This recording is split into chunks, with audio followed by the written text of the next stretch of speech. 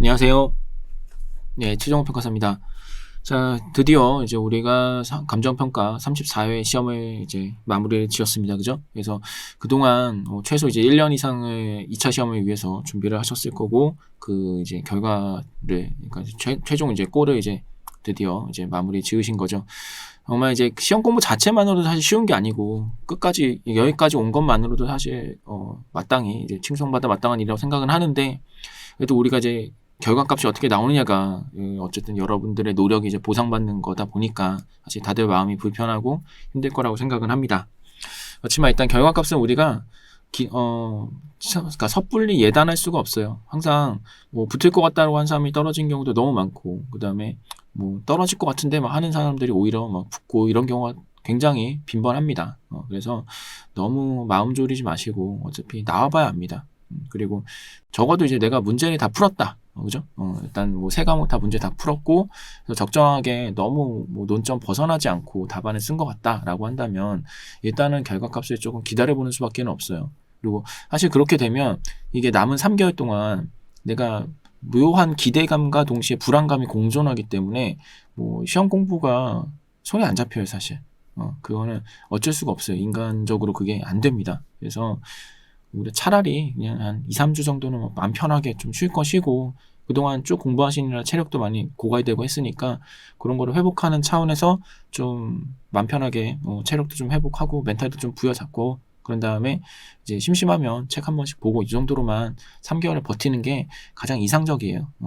누구도 우리가 시험에 합격했다 라고 장담해 줄 수가 없거든요. 그래서 오히려 뭐 잘 본 것 같은데 하는 사람들이 대체로 보면은 내가 뭘 틀렸는지조차 잘 모르기 때문에, 그러니까 내가 많이 하는 사람은 오히려 뭐 되게 불안해져요. 왜냐면 이것도 안 한 것 같은데 이것도 안 한 것 같은데 하면서 불안해하고, 오히려 잘 모르는 사람일수록 그게 내가 뭘 잘못했구나라는 것 자체를 인식을 잘 못해가지고 막상 보면은 오히려 이제 뭔가 많이 공부한 친구들이 그 작은 불안들이 어떻게 보면 사소한 것들이니까, 그러니까 큰 맥락은 별로 안 놓치고 작은 이제 사소한 실수들을 불안해하니까 그런 부분에서 별로 많이 점수 차이가 안 나가지고 붙고, 정말 자기가 뭘 틀렸는지 인식을 못하면 거기서 점수 많이 깎이고 막 그러거든요. 그래서 남들이 뭐 붙을 것 같다 막 이런 것도 너무 신경 쓰지 마세요. 그거 몰라요. 봐야 합니다. 자, 일단은 이번 34회 실무를 조금 들여다볼게요. 작년 대비 일단 실무 시험의 난이도가 높았다라는 얘기들이 좀 들려요. 그래서 근데 제 개인적으로는 최근 1, 2년이 되게 쉬웠던 거예요. 그죠? 최근 1, 2년이 유독 난이도가 좀 하락을 한 느낌이 있습니다. 그래서 제가 봤을 때는 요 정도 난이도는 기본적으로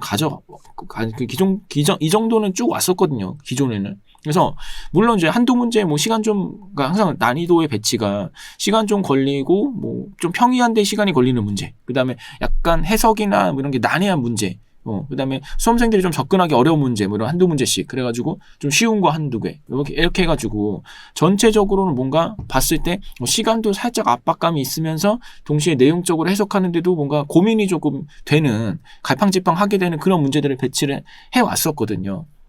그러면서 실무가 전체적으로 좀 난이도 있게 갔는데, 그동안 최근 한 2년, 제 생각에 2년 정도, 그때 2년 정도는 너무 쉽게 갔던 거예요, 실무들이. 그게 저도 이제 어쨌든 문제를 만들어 보면, 그게 문제 출제하는 사람이 이 문제를 얼마나 이제 큰 어떤 사이트를 갖고 큰 관점과 시야를 갖고 문제를 만드느냐 아니냐가 이 난이도의 차이를 급격하게 벌려요. 게다가 이 실무 난이도가 뭐 C급, B급, A급 이렇게 막 조절해가지고 낼 수 있는 게 아니라, 정말 그냥 단순하게 내면 너무 쉬워지고 그냥 조금 어렵게 내면 확 어려워져요. 그러니까 중간이 없어요. 항상 극과 극을 달릴 수밖에 없는 게, 왜냐하면은 사실 기본적인 내용들은 다들 잘해요. 2년 정도 시험을 공부하면 누구든 다 할 수 있기 때문에 그것만 갖고는 안 되니까. 그렇다고 그러면 그 계산 과정 속에서, 아니면 이렇게 문제 감정평가 방법 중에서 뭐 개별 요인 하나 조금 건드린다든지, 뭐 시점 수정 조금 뭐 논점 넣는다든지, 이런 거 가지고는 이제 변별력도 안 생기고 그 정도는 다 대응이 되거든요. 그러려면은 결국 문제를 이 종합적인 관점에서 아예 이렇게 문제를 구성하는 차원에서부터 뭐 대상을 특이점을 가져간다든가, 아니면 뭔가 이론적인 내용을 결부시켜서 막 가져간다든지, 이래야지만 난이도가 올라가는데, 그동안의 문제들은 그런 부분에서 이제 케어가 조금 부족했던 것 같고, 올해 시험 정도가 어느 정도는 좀 그런 관점들을 조금 반영했던 것 같아요. 그러다 보니까 난이도가 좀 올라간 느낌이 있는데, 그렇잖아요. 근데 사실은 그런 회차들이 오히려 저는 좋은 시험이라고 봐요. 왜냐하면 이게 난이도가 쉬워지면 와 마냥 좋다 이게 아니라 오히려 공부를 열심히 한 사람들이 조금 피해를 보는 시험이 돼요. 그냥 난이도가 다 같이 쉬우면 솔직히 뭐 초시생들이어도 와서 웬만큼 풀어요. 그러면 오히려 평소에 공부 많이 하고 이제 접근 방법이나 이런 것들이 잘 좋고 막 이런 분들이 오히려 이제 작은 실수 하나에 막 이게 점수가 왔다 갔다 할 수 있어요. 반면 난이도가 좀 높아지면 이게 초시생분들 더 해가지고 이 공부의 깊이가 적은 분들이 상대적으로 이게 좀 어려워지죠. 그러니까 그런 분들이 꽈라 확률이 높아지는 거예요. 그러면서 떨어질 사람은 좀 떨어지고 그다음에 정상적으로 이제 제대로 공부하신 분들이 이제 조금 점수를 득점하게 되는, 그러니까 이제 어떻게 보면 형평이 좀 더 맞다고 보거든요. 이게 뭔가 초시생을 딱 왔다가 아니면 이제 정말 내가 공부 많이 안 했는데 우연찮게 막 점수가 높다든지 이러면 오히려 이제 사실 전반적으로 봤을 때 합격을 해야 되는 공부량을 가진 분들이 좀 불리하게 되는 그런 느낌이 좀 있죠. 그래서 저는 요 정도의 난이도는 기본적으로 가져가는 게 맞지 않나. 그러니까 요 정도와 저는 노멀하다. 그래서 실무 시험의 난이도들이 대충 요 정도거나 요거보다 조금 더 좀 낮거나 하여튼 그래서 약간 이제 요 정도 내에서 왔다 갔다 하는 난이도가 정상적인 시험의 난이도라고 봅니다. 그래서 저는 앞으로도 이제 뭐 시험을 준비하신 분들도 있겠지만 최소한 요 정도로는 준비를 하는 게 맞다고 봐요. 자, 그러면 조금 더 들어가서 문제 1번을 좀 보면요. 문제 1번은 전형적인 3방식 문제였어요. 근데 여기에다가 약간의 이제 최후 이용 관련해서 이론적인 논점을 좀 부여를 했죠.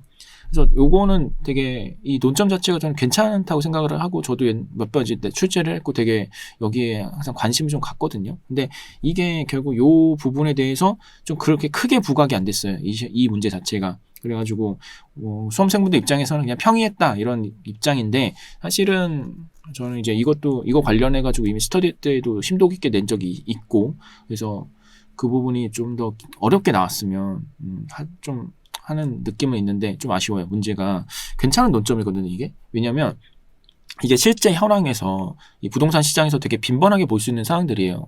그러니까 뭐 예를 들면은 그러니까 이제 여러분들이 항상 뭐 토지는 영속적이다 막 이렇게 배우지만 지상의 건물은 영속적인 게 아니죠. 그래서 토지가 옛날에 이제 개발될 때는 그 당시에는 이제 뭐 점유도가 그 지역의 수요상 당연한 얘기였고 아니면은 이제 뭐 법률이라든가 뭐 그 건축법이나 이런 것들이 틀려가지고 용적률이 좀 다 못 찾아 먹었다든지 해가지고 뭐 이제 점유도로 개발된 어떤 상황인데 이게 또 시간이 흐르면 환경이 바뀌잖아요. 그러면서 주변이 다 고밀도로 올라가고 수요도 올라가고 하면서 이제 기존의 점유도로 개발된 옛날에는 이제 조그맣게 밀도도 낮고 이제 용적률 낮게 점유도로 개발된 부동산들이 이게 막 있던 상황에서 이제 점점 수요가 올라가면서 기존 건물을 맨날 바꿀 수는 없잖아요. 그러니까 기존 건물들은 기존 건물대로 존재를 하면서 갑자기 또 새로 신축되는 건 또 높게 올라간단 말이에요.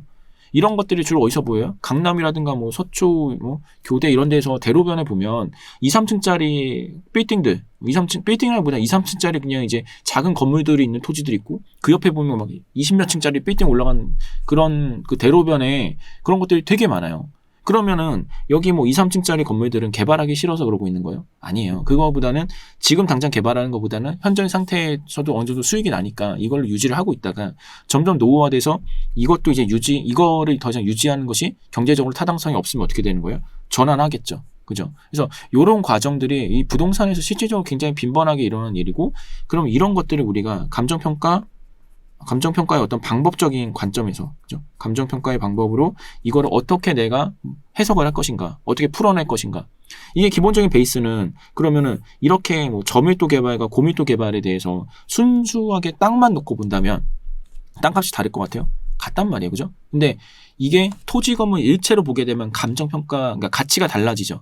그래서 이제 여러분들이 사실 문제를 처음 이제 3방식을 접근할 때 되게 헷갈리는 게 뭐냐면, 여러분들이 그 최유용을 기준으로 평가를 해야 된다 막 이렇게 배웠는데, 그러면 맨날 하는 질문이 이거예요. 그러면 지금 이렇게 돼 있는 경우에는 고밀도 개발된 걸 기준으로 평가를 해야 되나요? 막 이렇게 물어보는데, 사실 그거는 이제 우리 감정평가의 어떤 규칙, 기본적인 내용인 현황평가와 그 다음에 이제 토지를 평가하는 그 개념이 어떻게 다른지를 이해를 못하는 거죠. 개별평가하는 그 기준을.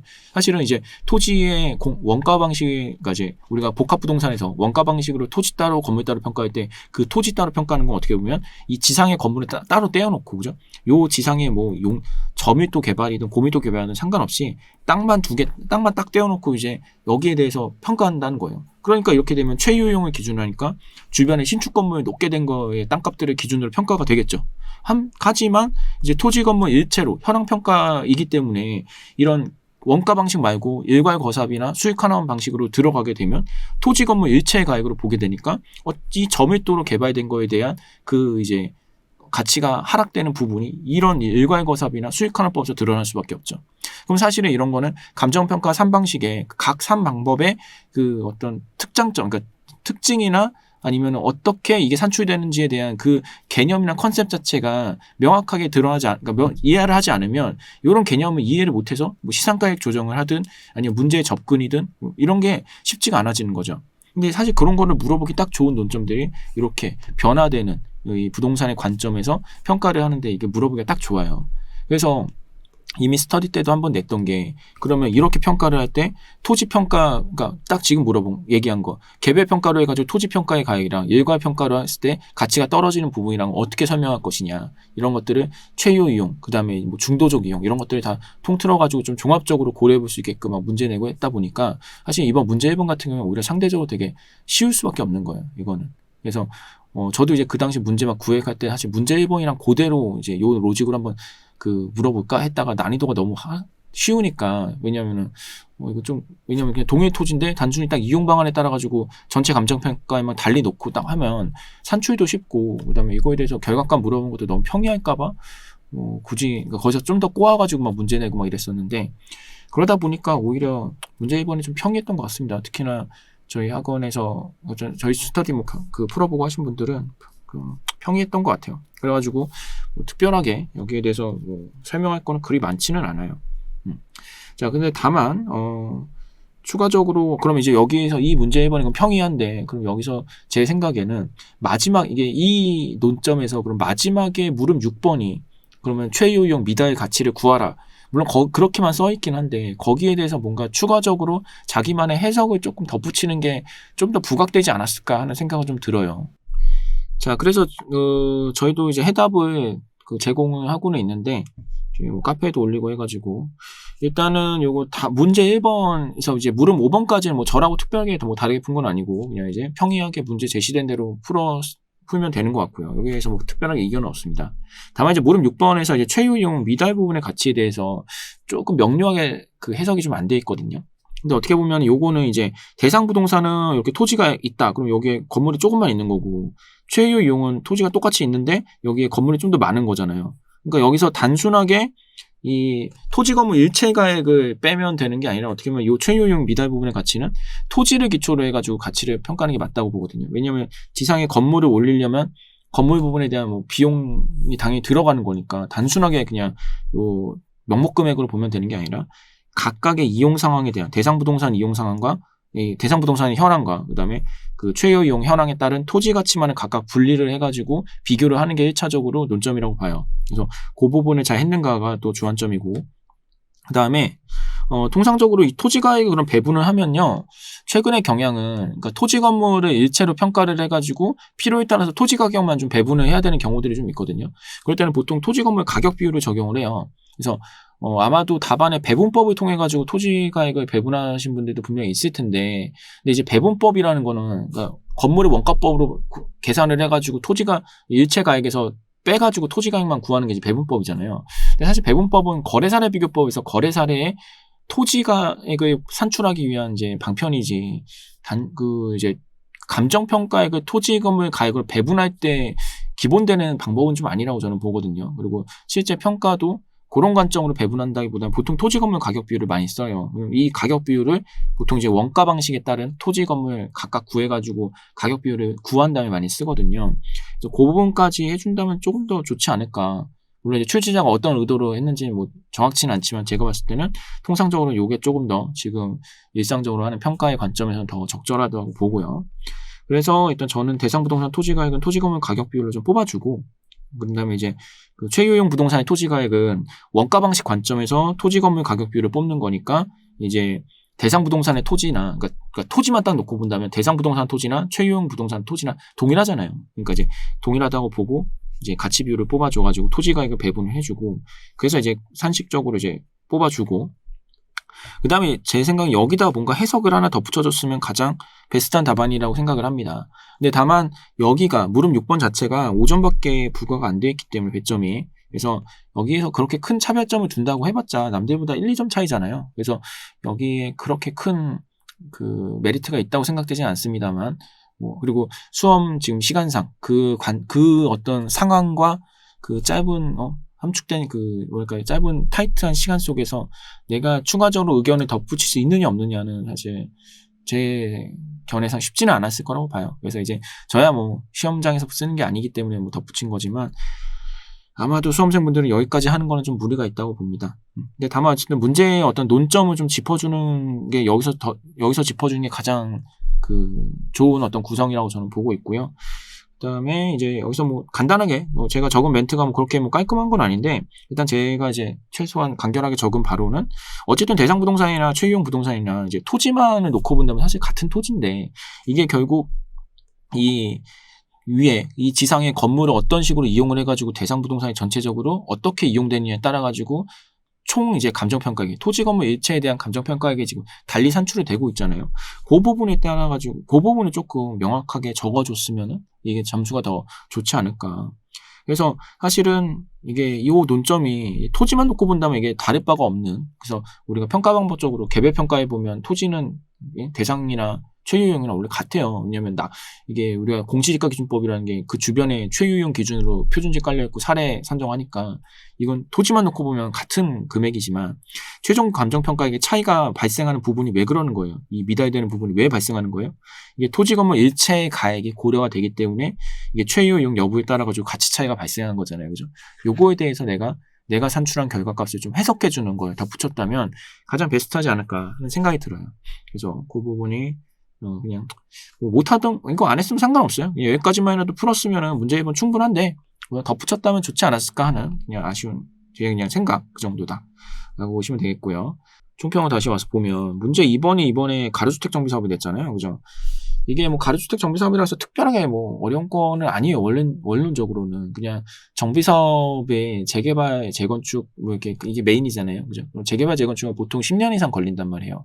그러니까 이게 주택 공급이 너무 늦어지니까 이게 전 정권에서 그 주택 공급을 좀 활성화시키기 위한 차원으로서 가로주택 정비 사업을 되게 그 밀었단 말이에요. 그래서 재개발, 재건축은 보통 이제 그 최소 구역 면적도 되게 커요. 재건축이 하면 최소 200세대, 재개발도 그 최소 면적 기준이 10,000 이상인가 막 그래요. 엄청 크거든요. 그리고 막 밀도도 되게 고밀도인 지역에다만 호수 밀도가 되게 높아야 돼요. 하여튼 그래서 여러 가지 조건도 충족하기가 어렵고 그래가지고 사업 진행에 원래 재개발, 재건축은 10년이 정말 타이트하게 딱 빨리 하면 10년이 끝나거든요. 그러다 보니까 이 재개발, 재건축 구역도 굉장히 크고 오래 걸리니까 어떻게 돼요?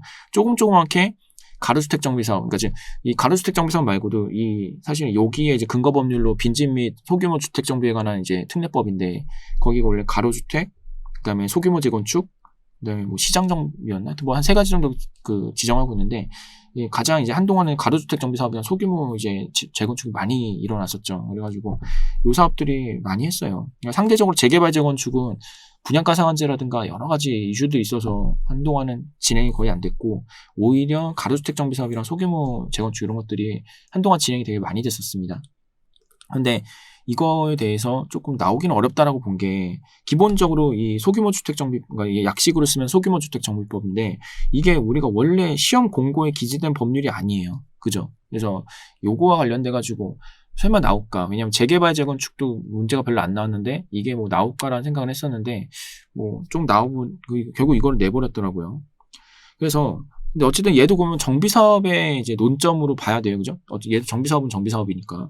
그럼 정비사업의 논점이 나오면 문제가 나올 거는 딱 2가지밖에 없었어요, 그동안. 그래서 종전, 종후 등 어떤 구체적인 평가 방법의 특이점들이 있거든요. 그래서 그 평가 방법을 적용하는 데 있어서 제대로 잘 적용했느냐, 요거를 구체적으로 좀 물어볼 수가 있고, 그게 아니면 사업성 관련 문제가 나올 거다. 그래서 정비사업을 준비하기 위해서 딱 요 두 가지 논점에서 골라서 나올 거니까 요 두 가지 관점으로 준비를 해야 된다고 말씀을 드렸었고, 스터디도 다 이제 그거 맞춰가지고 뭐 이제 종전종무, 그다음에 국공유지 매입 매각부터 해가지고 현금 청산, 요 1년에 이제 정비사업의 정비사업에서 이루어지는 평가들마다 개별적인 특성을 다 알고 있는지를 물어보는 문제 중심으로 한두 개 내고, 사업성 관련해서는 이제 재건축부터 해가지고 분양가 상한제까지 적용해서 택지비까지 고려되는 그 1년에 이제 사업성 판단 문제들도 많이 냈었죠. 그래서 그런 것들이 이미 충분히 훈련이 됐었는데, 오히려 이제 논점은 조금 이상한 데서, 그러니까 사람들이 좀 어렵게 했던 부분, 좀 다른 부분에서 좀 어렵게 했었죠. 그래서 이게 기준 시점을 정하는 데 있어가지고 소규모 주택 정비법에 이제 기재된, 여기서 별도로 규정하고 있는 내용을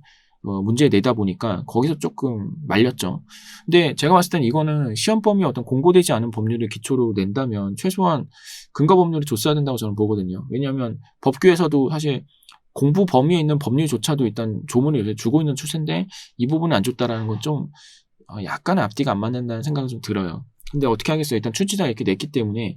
다만 그래도 여기 우리가 상대평가잖아요. 어차피 남들이 다 틀리면, 그러니까 뭐 남들이 다 맞는다는 보장이 없는 거잖아요. 이렇게 되면 남들도 대부분 다 모르고 어렵거든요. 그래서 여기에 대해서는 제 생각에는 그렇게 크게 뭐 부각되지는 않을 것 같아요. 이 정도에 대해서는. 제가 어떤 과거 경험을 봤을 때 어떻게 보면 사례 선정이나 뭐 시점 수정 하나만 틀려가지고 뒤에까지 쭉 이어지는 게 어떻게 보면 보상에서 뭐 적용공 시지가나 뭐 이런 것들, 사례 선정 이런 것들이 되게 크리티컬하잖아요. 근데 그런 것들이 좀 틀리더라도 오히려 점수 좀 들어오거든요, 생각보다. 그러니까 그렇게 크리티컬한 거에 틀려도 전체적인 점수가 조금 들어온다라는 거 봤을 때, 제가 봤을 때는 요런 거 틀리는 거는 제 생각에 시험에 어떤 당락을 좌지우지하거나 꽈락을 뭐 만들고 말고의 문제는 아닐 것 같아요. 그냥 조금 뭐 점수 차이, 뭐 1, 2점 차이 나지 않을까, 뭐 그런 생각 좀 합니다. 그래서 이거는 그냥 그렇게 크게 신경 쓰지는 않아도 될 것 같아요. 자, 그리고 다만 오히려 조금 저도 막상 보니까 이게 그동안에 어쨌든 이렇게 대량의 물건을 준 적이 없어요. 보통은 물건이 많아봤자 2-3개였거든요. 근데 이거를 12개 정도의 물건을, 결국 종국적으로는 다세대, 12세대를 평가를 하는 거잖아요. 되게 단순한데, 이게 계산에 어쨌든 뭐 개별 요인을 다 따로따로 써주고, 단가를 다 따로따로 써줘야 되니까, 그 부분이 사실 좀 상당히 시간을 많이 잡아먹었을 것 같습니다. 그래서, 결국 여기에서 핵심 중에 하나는, 그러면은 그 12개나 되는 물건에 대해서 내가 답안을 얼마나 잘 정리해가지고 적느냐. 그죠? 그 부분이 조금, 난해했을 것 같아요. 이거 막상 답안 적으라고 그러면 좀 쉽지가 않아가지고, 그 부분 어떻게 깔끔하게 적느냐가 시간을 좀 세이브하느냐, 마느냐의 그 판도를 좀 갈랐을 것 같아요. 그래서 그 부분이 좀 난해한데, 제가 결과적으로 봤을 때 이 문제는 저는 그렇게 좋은 문제는 아니라고 봐요. 결국 얘는 노가다잖아요. 그러니까 문제 2번에 물음 1번이 너무 노가다를 요하는 문제였기 때문에 이게 과연, 오히려 이제 부각되어야 되는 부분이 별로 안 드러나고 이상한 논점만 들어오고, 그러다 보니까 문제 자체는 과연 이게 좋은 문제인가는 싶은데 어쨌든 나왔으니까. 다만 이제 그러니까 물음 1번에서의 그 시간을 잡아먹는 부분도 있고, 그 다음에 문제 1번도 어쨌든 3방식이니까 시간을 좀 잡아먹고 하니까 아마 이번 시험은 그 시간 관리를 잘하는 분들이 분명히 유리할 수밖에 없었던 회차라고 봅니다. 그래서, 뭐 저희 항상 스터디 시간 빠듯하게 내고 막 이래서 개인적으로는 좀 수험생분들한테 미안하기도 하고 막 그랬었는데, 이제는 좀 당당해졌죠. 그래서 시간은 항상 타이트하게 관리하는 게 낫습니다. 널널하게 나온다라는 거를 너무 감안하면 안 돼요. 항상 시험은 타이트하게, 언제 어떻게 될지 모르기 때문에 내가 항상 극한의 어떤 상황을 가정을 하고 연습을 하는 게 낫지, 평이하게 나올 거야라고 가정하였다가 이상하게 나오면 내가 다 꼬이잖아요. 그죠? 그래서 항상 최악의 상황을 가정하고 문제를 풀어야 되기 때문에 이왕이면 시간 관리는 타이트하게 하는 게 전 좋은 것 같아요. 그래서 아마 저희 스터디가 보통 양이 적지가 않거든요. 그리고 그러니까 그런 것들을 매주 연습했으면 충분히 대응을 하지 않았을까 하는 생각이 들어요. 그 다음에 상대적으로 사업성 평가, 즉 비례율 계산해가지고 분담금 계산하는 건 되게 평이했을 거예요. 그죠? 문제가 너무 평이했고, 오히려 아마 이제 물음 3번 약수 적는 게 되게 어려웠을 거라 생각을 합니다. 근데 얘도 5점밖에 안 되잖아요. 그죠? 그래서 얘를 가지고 뭐 당락을 좌지우지했을 것 같지는 않은데, 당락을 좌지우지했을 것 같지는 않다. 기본적으로 대신에 종전종후 평가에 대해서 가로주택 정비사업에 대한 종전종후 평가를 잘 모르시잖아요. 그러니까 정비사업의 종전종후 평가에 대한 일반적인 논점들만이라도 적었다면 제가 봤을 때 최소한 3점 정도는 주지 않을까, 그런 부분에 대해서는. 그러니까 이제 뭐 조합원 간의 가격 균형, 그 다음에 또 뭐 있죠? 뭐 종업평가니까 이제 조합원 분양가다. 뭐 이런 것들 내용들 중심으로 해가지고, 뭐 균형 얘기, 뭐, 기본적인 거 항상 적음한 것들 좀 있잖아요. 그죠? 뭐 미실현 개발이 배제, 뭐 이런 것들만 잘 적어준다면 기본적인 점수는 들어오고, 사실 제가 생각했을 때 베스트의 답안은요, 기존의 종전종목 평가 관련 사항 적어주고, 가로주택 정비 사업과 관련한 추가 사항은 좀만 더 덧붙이면 베스트예요. 근데 요 부분은 여러분들이 사실 잘 모르잖아요. 그러니까 요게 안 되면 요거라도 적어야 됐다. 그 다음에 이거를 더 적어주면 좋은데, 제가 봤을 때 센스가 있는 분들이라면 조금 캐치를 할 수 있는 부분들이 있었어요. 이게 뭐냐면, 이게 이미 문제 자체에서도 요거와 관련돼가지고 좀 적을 만한 내용들이 좀 있었어요. 왜냐하면 여러분들이 지금 가로주택 정비사업 종전종목 평가를 이 문제를 통해서 하고 있는 거잖아요. 그럼 이 문제를 풀 때 여러분들이 유의해서 봤던 사항, 또는 논점이 되거나 주의했던 사항들이 결국은 실제 이 가로주택 평가할 때 주의해야 되는 사항들인 거였어요. 그래서 그것만 캐치를 좀 해서 요거 한두 개만 적어줬어도 저는 괜찮았다고 보거든요. 제가 어쨌든 뭐 실제 평가도 해보고 하면서 느끼는 바를 좀 정리를 해드리면, 이 문제에서 캐치를 할 수 있는 거를. 그럼 첫 번째, 거래사례에서 지금 본건 인테리어 포함 여부 등 이거 얘기 있었잖아요. 그러니까 이게 보통 다세대, 지금 여기는 다세대로만 이루어져 있는데, 다세대만 가지고 이제 하는 경우를 가정을 할게요. 그러면 이게 다세대들이 가격이 얼마 안 되잖아요. 뭐 진짜 뭐 서울 아닌 지역 같은 경우는 막 1억도 안 되고 이런 경우도 되게 많아요. 근데 이게 그런 뭐 1, 2억밖에 안 되는 다세대들이 인테리어하고 이러려면 최소 몇 천만 원 들어간단 말이에요. 그러니까 이제 건물값에 자본 투하가 막 많이 되니까 거래 사례만 봐가지고는 이게 혹시나 뭐 인테리어 돼서 뭐 비싸게 거래된 건지 막 이런 것들에 대한 여부가, 그러니까 자본 투하에 대한 어떤 그 고려가 생각보다 많이 되거든요. 그래서 우리가 평소에 아파트랑은 또 달라요. 이런 부분에 대해서는. 그래가지고 이게 그런 거래 사례, 인테리어 포함 여부 등에 대한 이런 처리를 어떻게 할 것인가. 그럼 실제 평가할 때도 다 어떻게 보면 이 다세대가 뭐 세대마다 다 틀려요. 원래 다 동일한 다세대로 동일한 구조로 딱 지은 걸 거 아니에요. 층만 좀 다르고. 근데 여기 안에는 누군가 가보면 인테리어 한 사람 있고 아닌 사람 있고, 확장한 사람 있고 아닌 사람 있고, 막 그게 세대마다 틀리거든요. 그런 것들을 내가 조정을 해줘야 이게 균형이 맞는 거잖아요. 그 균형을, 거기에 대한 부분을 얼마를 반영해 줄 것이냐. 그러면 누군가는 3년 전에 5천만 원 드렸어요. 어떤 사람은 작년에 2천만 원 드렸어요. 뭐 이런 균형을 내가 어떻게 조정할 것인가. 이런 거에 대한 유의사항도 되게 깊고, 그래서 본건에서도 당연히 중요하지만 거래사례에서도 뭐 이게 혹시나 그런 게 개입이 됐냐 안 되느냐를 판단을 하려면 사실 쉽지가 않거든요. 그런 부분도 되게 중요하고, 그다음에 이제 거래사례의 사업 추진 여부. 보면은 거래사례에 이미 추진위원회가 구성됐다라는 내용이 있었죠. 그게 뭐예요? 우리가 여기 가로주택 할 때 거래사례 고르려면은, 그러니까 당연히 그냥 정비사업에서 사례 고르려면 원래는 실현된 개발이익을 반영을 해야 된다는 게 원칙이잖아요.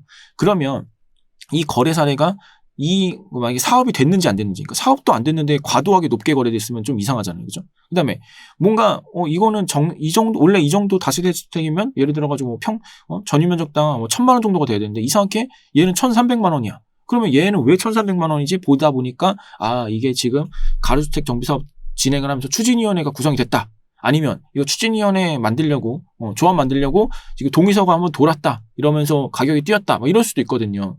그런 어떤 개입들이 사업 추진 여부와 그다음에 사업 추진 정도에 따라서 개발이익이 얼마나 반영된 거래 사례인지를 그걸 따져줘야지만이, 그러면 정상적으로 실현된 개발이익을 반영되는 사례 수준은 얼마만큼이냐. 이런 것들을 좀 판단을 해야 되거든요. 그래서 사실은 뭐 1번이야 뭐 그렇다, 제가 동그라미 1번이야 뭐 어려울 수 있다지만, 사실 동그라미 2번 정도는 여러분들이 미실현 개발이익을 반영하면 안 된다라는 거 적으면서 최소한 이 거래 사례를 분명히 봤을 텐데, 그럼 사업 추진 정도라든가, 그러니까 사례의 사업 추진 여부 뭐 이런 것들에 대해서 한 번쯤 생각을 할 수 있었다라고 한다면 이 약술이 좀 굉장히 풍부해졌겠죠.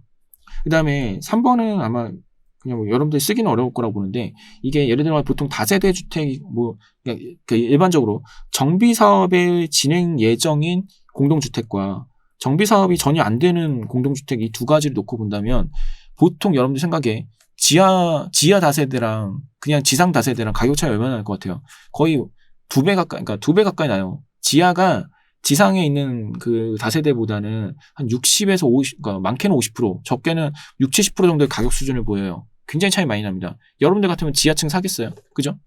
그런데 이게 정비 사업이 진행이 되면 그러니까 지하 다세대 자체 효용을 보고 거래를 하는 거예요. 그게 아니죠. 어차피 지하층이어도 여기에 입주권이 나오니까 이 지하층에 딸려있는 대지 지분에 따른 이 정비 사업을 진행하는 거에 따른 개발이익을 보고 거래를 할 거 아니에요.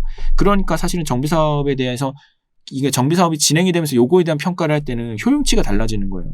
그래서 여러분들이 사실 뭐 조합원 간의 균형 얘기를 하지만 그 균형이라는 게 사실은 그런 부분이에요. 원래 다세대, 그러니까 원래 이제 종전 자산, 종전의 어떤 그 대상 부동산 자체의 효용이 아니라 정비 사업을 진행함으로써 각 조합원들이 사실은 사실 자기네가 갖고 있는 대지권, 그러니까 대지 자체를 제공을 하면서 사업을 이제 실현을 시키는 거잖아요. 그럼 그 사업에서의 기여도가 사실은 이 토지 건물 일체가 아닌 이 토지 부분의 어떤 가치를 더 중시해가지고 매겨줘야 되는 거니까, 예를 들어가지고 정비사업 안 할 때는 예를 들어 지하이면은 5천만 원이다.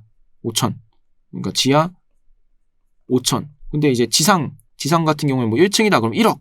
이렇게 되는데, 만약에 정비사업 할 때 종전자산평가 이대로 동일하게 진행해버리면 분담금 차이가 어마어마하게 나요. 두 배 차이가 아니라 훨씬 많이 나게 됩니다. 왜냐면 이게 그 권리가액만큼 공제하는 구조이기 때문에 이게 분담금이 뭐 지상은 아예 안 지상층 가진 사람은 아예 안 나오는데 이렇게 평가해버리면 지하층 가진 사람만 어마어마하게 되는 수가 있어요. 이렇게 되면 어떻게 돼요? 사업을 못하죠. 그리고 오히려 조합원들도 엄청나게 반발할 거예요. 지금 어차피 내가 토지 제공해가지고 사업을 하는 건데 지금 단순히 내가 지하층이라고 이렇게 감가시킨 게 맞냐? 사실 그래서 균형이라는 거는 어떻게 보면 정비사업의 균형은 또 별도로 보거든요. 그래서 그러다 보니까 이 실무문제 보면은 이 개별로인 표도 보면은 지하층이랑 지상층이랑 격차가 많이 안 나요. 그 다음에 1층이랑 2층의 격차도 많이 줄어 있거든요. 그런 부분들이 사실 우리가 종전평가할 때 고려해야 되는 사항이에요. 평소에 어떤 그 일반적인 주택의 층별 효용 격차가 아니라 정비사업의 층별 효용 격차는 별도거든요. 그래서 그런 부분을 반영할 수 있으면 좋은데, 이런 게 이제 요건 캐치하기가 좀 어렵다고 봐요. 그래서 그런 거는 그냥 가로주택 정비사업의 실제, 그러니까 정비사업 평가할 때, 종전평가할 때 우리가 고려하는 사항들이니까 뭐 얘기를 드린 거고. 그 다음에 종후자산 관련해서 한 번 정도 생각을 해봤어야 되는 게, 지금 종후자산의 총 평가액이 여러분들 문제에 다 기재가 될 정도잖아요. 그러니까 몇 세대 안 된다는 뜻이에요. 그래서 가로주택 정비사업의 가장 큰 맹점은 뭐냐면 규모가 작아요. 규모가 작으니까 어떻게 써요? 재개발 재건축 같은 경우는 최소 몇백 세대는 아닌데, 이런 이제 소규모로 하는 정비 사업들은 세대수가 100세대면 많은 편이에요. 그러니까 규모가 적으면 어떻게 돼요? 여러분들 대단지가 당연히 아파트 값이 높죠. 소규모로 개발하는 데는 적단 말이에요. 그래서 이게 종후자산 평가라는 건 기본적으로 분양가를 평가를 하는 거고, 분양가를 산정하는 데 있어서 내가 그냥 일반적인 대단지의 어떤 재개발 재건축의 아파트의 분양가를 고려를 해가지고 산정하면 사실 안 돼요. 그죠? 그래서 그런 부분은, 그러니까 규모가 작은 이 특징을 잘 감안을 해가지고 종후자산의 분양가를 고려하는 데 있어가지고 그 부분을 잘 고려를 해줘야 되거든요. 근데 이제 이런 것들을 그러면 문제에서 이미 조금만 그러니까 좀 캐치를 했다면 해서 이런 것들이 적어줬다면 사실 되게 나이스한 답안이 되는데, 그거가 쉽지 않았을 것 같다. 제 생각에는. 그죠? 그렇게 하는 사람들이 많지는 않으니까.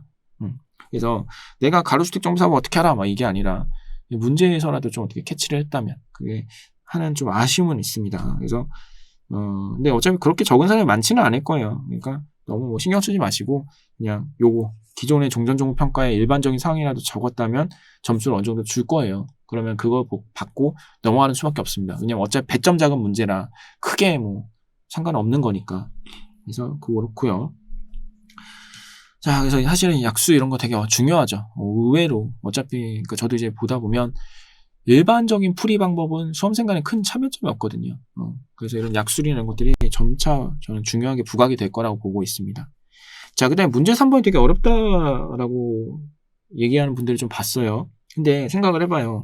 이게 정형화된 문제만 주구장창 풀면 이렇게 새롭게 좀 구조만 조금만 꾼 건데 어려워하는 거예요. 문제 3을 만약에 동일하게 비용이랑 이런 건 다 동일하게 들어가고, 그러니까 건축비, 토지비 똑같이 보고 똑같이 주되, 만약에 그 준공후 같이 그냥 이제 그 임대료 구하라 이게 아니라 사업 타당성만 검토하세요라고 했으면은 그냥 이제 그 건축계획에 따른 수익가액을 구해가지고죠. 수익가액을 이제 준공후 가치로 봐가지고 계산해서 동일한 비용자료 적용하니까 비용만 빼면 사업 타당성 금방 나오죠. 이렇게 했으면 문제가 굉장히 쉬웠을 거예요. 그죠? 근데 어떻게 해요? 그렇게 내면 너무 당연히 다 푸니까 어떻게 한 거예요? 한 번만 더 꼬아가지고 수익가액을 통한 이제 준공후 가치가 아니라 그냥 임대료를, 사업 타당성이 인정되는 임대료를 구하세요. 원래는 수익가액 구하는 게 보통 노멀한데 조금 더 꼬아서 임대료로 구하세요. 이렇게 하니까 어떻게 돼요? 다들 어렵다고 바뀐 거잖아요. 그죠? 그래서 그 부분이 참 아이러니합니다. 그래서 그러니까 이런 게 어떻게 보면은 그러니까 사실 제 생각에 이게 변별력을 이제 준 문제라고 보는 이유가 문제 해석 능력 자체가 떨어지면 못 풀게끔 하는 거, 그죠? 저는 그런 거 굉장히 좋은 거라고 생각을 합니다. 왜냐면 감정평가가 여러분들 와가지고, 평가업계 와가지고, 산수 노름하는 게 아니거든요. 여러분들이 뭐 계산기 맨날 두들기고 이런 게 아니에요. 그냥, 우리 어쨌든 전문가라는 게 숫자 노름하려고 하는 거면 그냥 엑셀 갖다 하면 되지. 뭐하러 전문직이 있겠어요?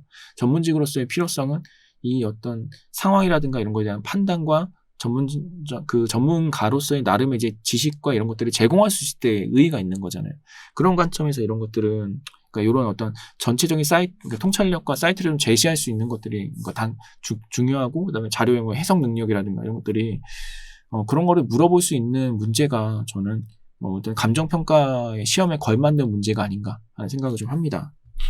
자, 그 다음에 여기서 또 한 가지 논점은 개발 가능 임대료를 구하기 위해서 이제 투입 비용 대비 수익을 구해야 되는데 이때 할인율을 적용을 할 수밖에 없는 구조거든요. 아마도 원래 보통은 사실은 이제 비용 어떻게 보면 우리가 토지비 건축비 합치면 어떻게 보면 이제 물건의 가치잖아요, 그죠? 가치에다가 환원율을 곱해서 사실은 순수익을 구하는 건데, 그러니까 우리가 순수익을 환원율로 나눠가지고 가치가 나오는 것처럼 역산하면 가치에다가 환원율을 곱해서 순수익을 구해줘야 되는 건데 환원율이 없었잖아요.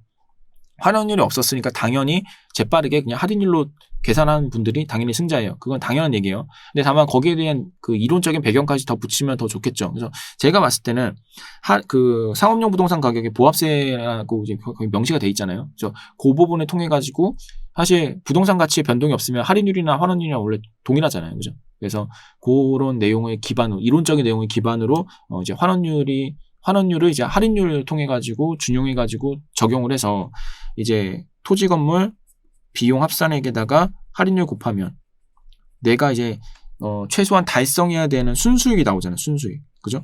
이 사업이 타당하려면 그 달성해야 되는 순수익이 나오는 거고, 그럼 이 순수익을 만족시키는 임대료를 내가 이제 역산하는 과정, 요거 하나만 남은 거죠. 그죠? 그래서 그렇게까지만 논점만 좀 풀어왔다면, 구조를 좀 풀어왔다면 제 생각에는 점수는 괜찮게 나올 것 같아요.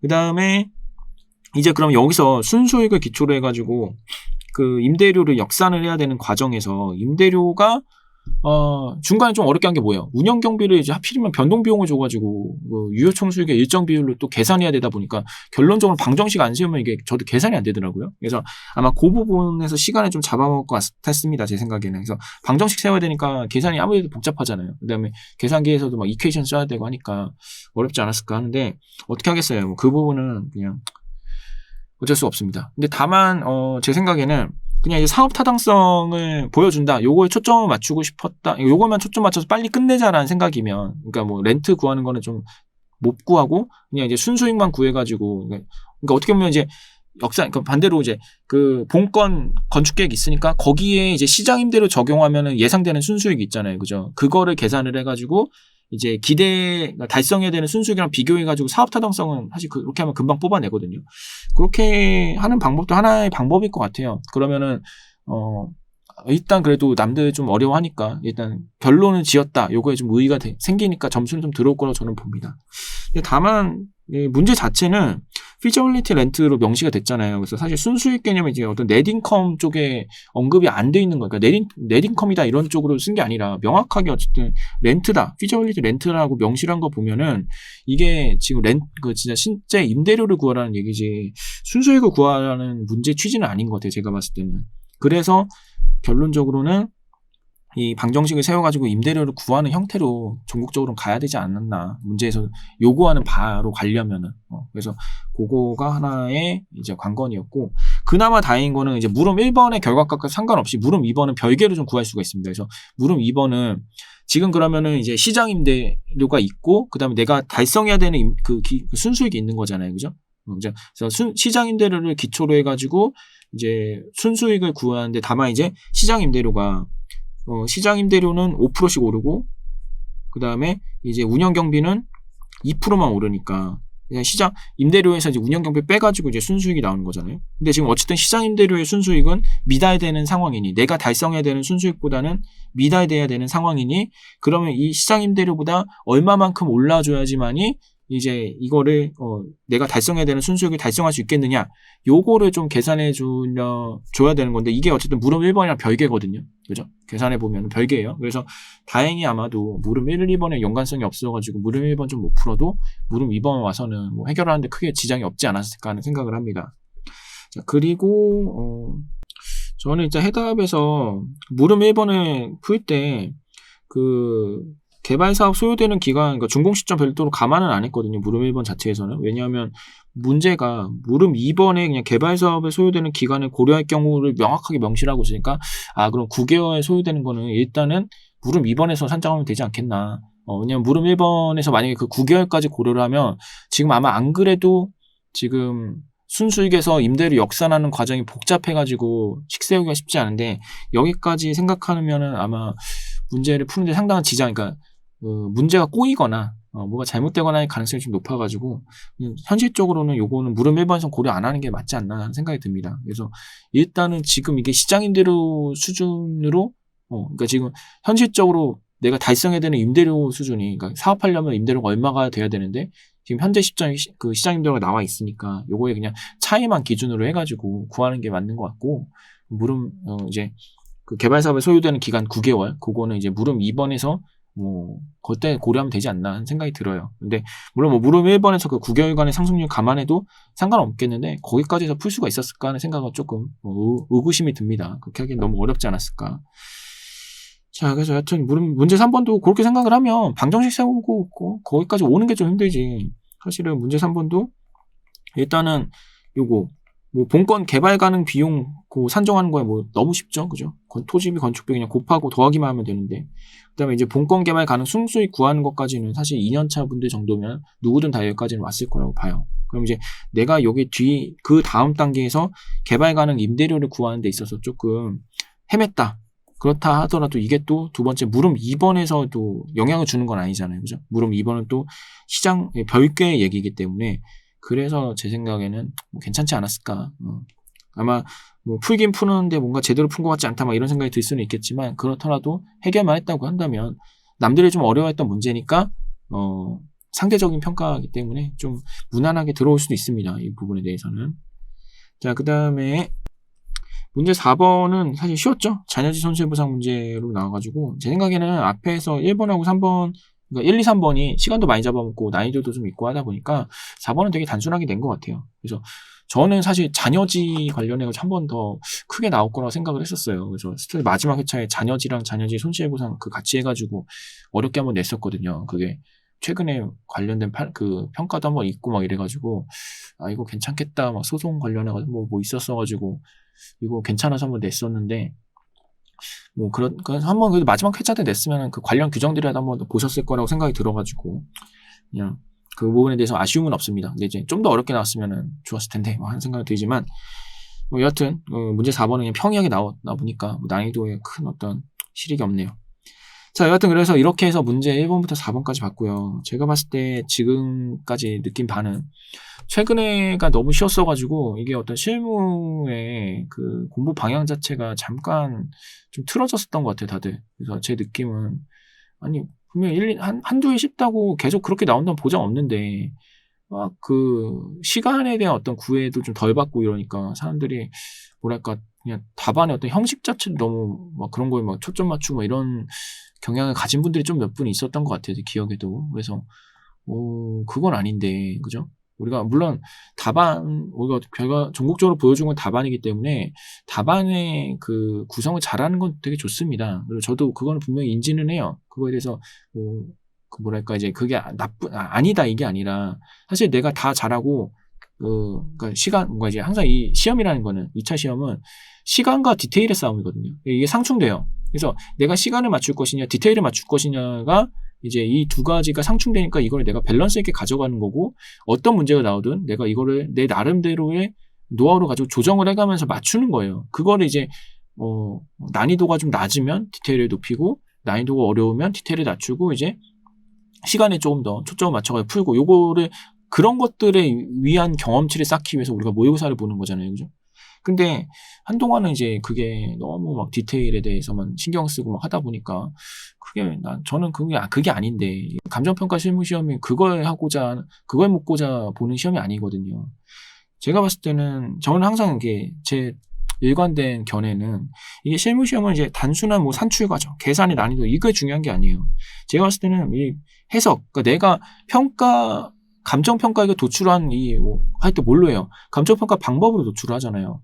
그럼 평가 방법에 그 산출된 그 가액의 의미, 그거에 대한 해석, 그 다음에 이 문제의 구조가 특히나 이제 복잡하거나 뭐 전체적으로 아예 이게 출제자가 뭔가 그 의도를 갖고 접근해가지고 문제를 만들게 되면 이게 상당히 해석하는데 어려움을 겪게 돼요. 그런 문제들은. 그게 보통 보면은 항상 특정 회차마다 그런 문제들이 한두 문제씩 들어가면서 난이도를 되게 올렸었거든요. 그랬을 때 여러분들이 사실 그런 거를 대비하기 위해서 어떻게 해야 돼요? 사실 결국 그거에서 갈리는데 그런 것들을 대비하려면 맨날 뭐 계산하고 있고 그게 아니라 내가 어떤 좀 더 어려운 문제나 내가 쉽게 생각하지 못하는 부분을 좀 더 다룰 수 있는 문제들, 그다음에 그런 거에 내가 접했을 때 어떻게 해석할 건지, 어떻게 접근할 건지 사고하고 생각하는 부분이 좀 많아져야 되거든요. 그렇게 함으로써 내가 산출한 값에 대해서도 여러 가지 해석과 의미를 좀 부여할 수 있어야 되고, 또한 그러려면 어떻게 해야 돼요? 감정평가 이론에서 배운 내용을 기초로 해가지고 내가 전문가적인 느낌으로 얘기를 할 수 있게끔 서술이 돼야 되거든요. 그래서 실무는 계산이나 이런 것들은 우리가 뭐 로그 쓰고 아니면 뭐 저기 공업수학 정도에 나오는 그런 거 함수 쓰고 이런 거 아니잖아요. 단순하게 곱하고 더하고 막 이 정도의 차이인데, 그거는 이제 기본적으로 어느 정도 하면 2년차 정도 하면 기본 다 해요. 그게 아니라 더 요구되는 사항들은 거기서 난이도가 올라가는 거는 더 계산이 복잡해지는 게 아니라 그 과정을 산출하기 위해서 자료를 어떻게 해석할 것인지, 아니면 이 문제의 평가의 배경이 되는 사항에 대해서 내가 이론적으로 어떻게 해석을 하느냐, 막 이런 것들이 덧붙여지거든요. 그게 그렇게 했을 때 문제의 난이도들이 올라가고, 그다음에 사실 평가사들이 봤을 때도 그런 관점에서 문제들을 저는 낸다고 생각을 해요.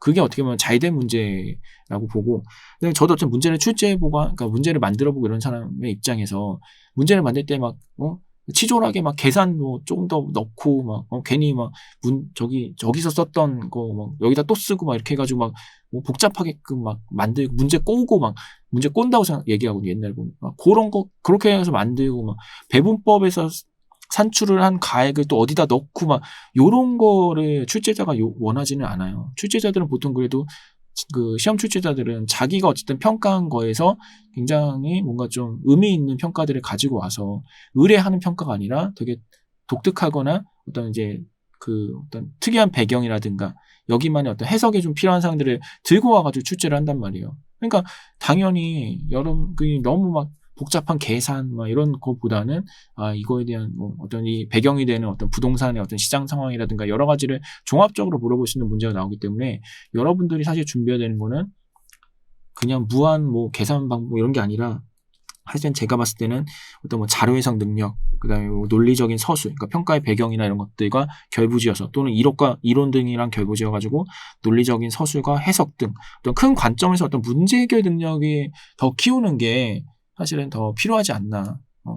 아마도 이제 올해의 어떤 시험이 그런 거를 조금 보여줬던 이제 기점이 되지 않나 싶습니다. 그래서 기존에 너무 쉬웠던 최근 2개년 정도 조금 평이했던 문제를 조금 탈피를 해가지고 그동안은 좀 그게 오히려 이상했다고 봐요. 좀 이상했던 회차들이고, 이 정도의 난이도는 항상 왔었거든요, 기존에는. 그래서 여러분들도 조금 더 높은 수준의 공부를 해야 되지 않나. 그냥 맨날 주구장창 똑같은 문제 반복해서 풀어가면서 풀이 방법 자체를 익히는 게 아니라 문제 해결 능력 자체를 키워야 돼요. 내가 아는 문제를 잘 푸는 게 아니고요, 모르는 문제가 나왔을 때 내가 해결하는 법을 스스로, 그러니까 그 부분을 내가 어떻게 헤쳐나갈 것인가. 그러려면 내가 다 알고, 그러니까 경험치에 의해서 모든 걸 알아가지고 풀려는 생각을 하면 안 돼요. 내가 원래 기본적으로 알고 있던 내용, 핵심이 되고 이론, 어떻게 보면 우리는 뼈대를 가지고 어떻게 별거 안 되는 내용을 가지고 다양한 가지치기를 했을 때 그것들을 해석해내는 게 이제 해결 능력이고, 그게 논술이거든요. 근데 그러한 공부들이 사실 어렵긴 한데, 종목적으로는 좀 그냥 단순하게 반복보다는 좀 어려운 문제나 내가 생각을 요하는 한두 문제라도 제대로 조금 생각을 하고 고민해가면서 푸는 과정이 오히려 여러분들의 그런 지평을 넓히기 때문에 더 저는 좋다고 봐요. 그래서 제가 항상 문제 출제를 할 때는 되도록이면 그런 어떤 배경과 결부짓거나 아니면 평가 방법 자체를 심도 있게 해석을 해야 되는 문제들이나 이런 것들을 항상 고민을 해서 많이 냈었는데, 그런 거에는 어쨌든 저도 그냥 그런 관점과 견해가 있어가지고 항상 준비를 했었거든요. 그래서 진짜 문제 만들기 너무 힘들었던 기억이 많은데, 뭐 하여튼 그렇습니다. 일단은 시험 보신 분들은 뭐 이제 끝났으니까 좀 편하게 쉬시기 바랍니다. 뭐 이제 와서 어떻게 할 수가 없어요. 다만 한 번쯤은 조금 돌이켜봤으면 좋겠습니다. 아직 우리가 아무리 잘 풀었건 못 풀었건 당락은 몰라요. 그러니까 지금 여러분들이 지금 2년차까지 오면서 여러분들이 하고자 했던 바가 있었을 겁니다. 그러니까 내가 여기까지 이렇게 공부를 해야겠다. 알게 모르게 내가 목표가 있었을 거예요. 요 정도의 공부량을 어떤 공부량 아니면 공부의 양적인 면도 그렇고 어떤 진도 아니면 내가 어디까지 했다 뭐 이런 것들을 조금 종합적으로 해가지고 내가 그러면 지금까지 공부한 게 어느 정도의 공부인가, 그 다음에 만약에 내가 한 번 더 해야 된다면 부족한 부분을 보완하는 것도 보완하겠지만 내가 어떤 부분을 더 공부를 해야 되는 것인가에 대해서도 한번 좀 고민을 좀 해봤으면 좋겠어요. 그래서 아마 지금까지는 내가 어떻게 공부를 했는지에 대해서 정신없이 온 사람들이 많을 텐데, 다시 한번 조금 자기 자신을 피드백을 하는 게 이제는 좀 필요할 것 같습니다. 남은 3개월 뭐 새로 강의 듣고 뭐 책 보고 하는 것보다 좀 정밀하게 자기 자신을 피드백하는 과정을 거치는 게 차라리 더 낫지 않을까 생각이 들어요. 그래서 내가 지금까지 무슨 공부를 했고, 그 다음에 이 공부를 한 게 내가 어떻게 이해를 했고, 아니면 이해하는 과정을 어떠한 형태로 해가지고 내가 습득을 한 건가. 그러면은 내가 다시 해야 될 때는 어떻게 보완을 하면은 내가 조금 더 시험장 갔을 때 정말 많은 내용을 배웠잖아요. 이걸 어떻게 짧은 시간 내에 산출시키고 이해시킬 것인가, 이런 어떤 방법도 조금 고민을 하시고, 내가 부족한 게 어떤 부분인지를 또 체크도 해보고 하면서 피드백의 시간을 좀 가지면서 좀 심신을 쉬는 게 어떨까 하는 생각이 듭니다. 괜히 뭐 문제 풀려고 하지 마시고, 어차피 실무 문제 풀어봤자 잡히지도 않고 되지도 않을 거예요. 그냥 조금 쉬신 다음에 자기 자신 피드백을 하면서 혹시라도 내가 그러니까 분명히 합격을 너무 바라지 마시고 내가 떨어졌을 때 무엇을 할 것인가, 요것도 한번 고민을 해보세요. 왜냐하면 말했지만 아무리 잘 풀어도 합격했다는 누구도 장담 못해요. 그러니까 우리는 항상 겸손하게 내가 3년차, 4년차 이게 될 수 있다는 거를 고민을 하고 그에 따라서 어떻게 움직일지도 미리미리 계획을 세워놔야 됩니다. 그래야 만약에 발표가 났을 때 내 결과가 안 좋더라도 그 다음 스텝을 빨리 준비할 수가 있어요. 그래서 겸손한 마음으로 합격은 누구도 장담 못하니까 나의 다음 스텝이 어떻게 될지 그걸 위한 나의 피드백 과정과 심신의 어떤 안정, 요걸 좀 찾는 그 3개월이 되시기를 바라겠습니다. 일단 사실 여기까지 오는 것만으로도 정말 진짜 대단하신 거고요. 사실 더 찬사를 드리고 싶지만 어쨌든 뭐 시험의 특성상 누군가는 떨어질 수밖에 없는 부분이니까 우리 조금 더 고민해 가면서 일단 좀 쉬세요. 일단 좀 쉬시고 그 다음에 이제 다음 스텝은 다음 스텝대로 또 한번 생각을 좀 해보도록 합시다. 자, 시험 보느라 정말 고생하셨고요. 또 우리가 좋은 결과 있으면 서로 또 좋게 연락하고 또 결과가 좀 안 좋더라도 우리가 그 다음 과정을 위해서 또 한 번 더 노력하는 시간을 갖도록 또 해보도록 하겠습니다. 자, 시험 보느라 수고하셨습니다.